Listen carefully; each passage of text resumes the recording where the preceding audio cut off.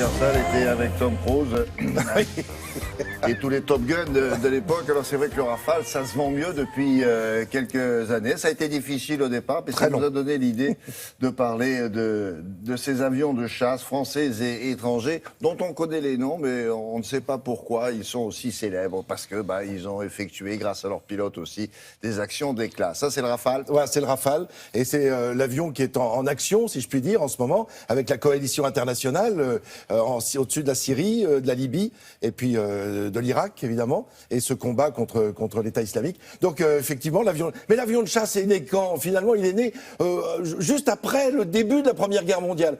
On se souvient de la mobilisation du 1er août 1914, qui était destinée à l'armée de terre et l'armée de mer. Il n'y avait pas du tout d'avion. Il n'était pas question d'armée de l'air. Donc, on a commencé à demander à ça n'existait même pas. Alors, c'est-à-dire qu'il y avait quelques pilotes qui pouvaient faire de l'observation. C'était ça l'idée. On observait ce qu'il y avait. Mais il n'était pas question de bombarder. On va commencer à bombarder à la fin de l'année 1914. Mais quand je dis bombarder, attention, c'est qu'on a la bombe à la main et on la jette par-dessus bord. Donc ça tombe complètement à côté. Il n'y a aucune chance. Il la jette par-dessus bord ou il la jette entre leurs pieds? Il y avait non, pas entre leurs pieds. Il la jette par-dessus bord. Ça. Alors, il jetait soit une bombe, donc c'était au hasard de tout, soit alors une boîte de clous plombés. Ce qui fait que c'était extrêmement dangereux, c'est-à-dire qu'évidemment ça tuait énormément de monde en dessous. Les fantassins étaient parfois traversés complètement par ces clous, ces fléchettes, c'était de vraies fléchettes qui les traversaient de part en part. Donc ça c'était au tout début de la guerre de 1914.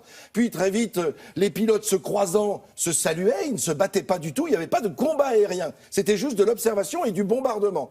Et puis jusqu'au jour où on a commencé à donner aux pilotes un pistolet, un fusil, comme un fusil de guerre ou un fusil de chasse. Donc ce sont devenus des avions de chasse, puisqu'ils se chassaient l'un l'autre. C'est ça le démarrage de tout ça. Alors on va regarder des images, mais évidemment il va falloir attendre bien des années pour qu'on arrive à cette technologie-là. Pendant la guerre de 14, il y avait évidemment des avions à hélice. Alors là, on est avec un Messerschmitt.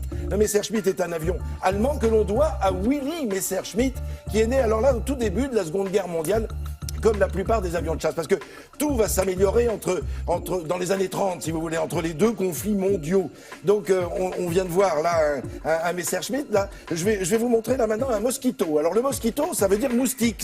C'est un avion anglais. Et pourquoi moustique? Pourquoi Mosquito? Parce qu'il pique. Ben voilà, il pique et il vous agace sans arrêt, parce qu'il vient, il s'attaque en permanence. Il peut voler à plus de 600 km/h, comme la plupart des avions de chasse de l'époque. Alors là, on a un MiG. Alors MiG, M-I-G, ça vient de Mikoyan et Gourevitch. Mikoyan et Gourevitch avec le G. Ils étaient deux ingénieurs, c'est eux qui ont imaginé ces avions de chasse au tout début de la Seconde Guerre mondiale, qui sont devenus après évidemment des avions à réaction, comme on peut le voir. Et ben voilà, très rapidement, ces avions vont se faire connaître dans le monde entier. Et puis, on a l'Alpha Jet, là, qui est devenu célèbre, notamment grâce à la patrouille de France, entre autres. Alors c'est un avion franco-allemand, si je puis dire, qui a été conçu par nos deux pays. Et l'Alpha Jet est un avion d'entraînement, mais c'est aussi un avion de chasse. Et puis on a le Mirage 2000. Alors voilà, oui, la fameuse patrouille de France que l'on voit chaque année partout en France, parce qu'ils font des exhibitions partout en France et dans le monde. Et puis on a le Mirage 2000. Alors là, rendez-vous compte que c'est Marcel Dassault en personne qui a souhaité ce nom de Mirage pour son avion.